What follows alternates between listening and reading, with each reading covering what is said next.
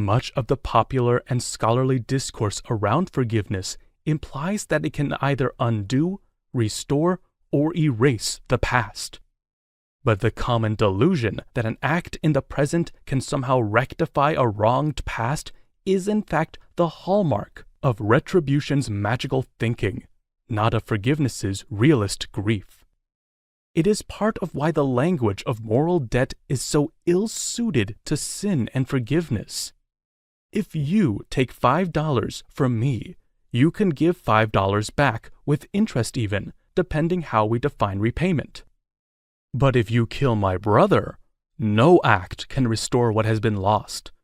This restorative penal fantasy and retributive punishment's constant conceptual linkage to forgiveness skews our moral reflections upon these issues.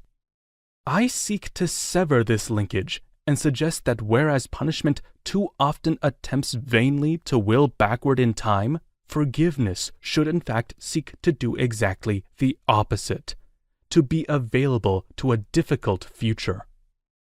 Forgiveness reckons unflinchingly with a past that cannot be undone. The futility of retribution's urge to turn time backwards is precisely what forgiveness understands and works against. This, then, is why throughout this book I characterize forgiveness as akin to mourning. Forgiveness seeks to live in the wake of loss. It accepts that what has been lost cannot be restored, and then it aims to live in and with the irrevocability of wrong.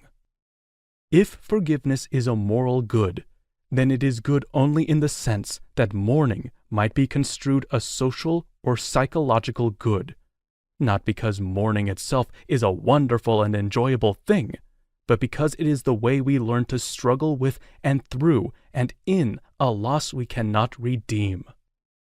On this account, once again, forgiveness is more tragedy than triumph, less miracle than mourning, more resignation than redemption. And in this sense, forgiveness's theological provenance becomes clarified too, as it is, I think, better understood as a habit of Christian non-retaliation than as the spiritual regulation of post-traumatic emotion, or as the coerced companion to an injudicious reconciliation. Christian forgiveness, as certain corners of the theological tradition will evince, is thus an expression of love for one's enemies, though, when understood in this way, it may also transform our expectations of what Christian love requires. Forgiveness is the habit of non-retaliation, or better, it is the judgment non-retaliation renders. We cannot forgive virtues, we forgive only sins. But as it issues its condemnation of sin, as it resolutely names a violation that cannot be undone, forgiveness also accepts that past as unalterable, and so imagines what possibilities for the future its battered history might bear.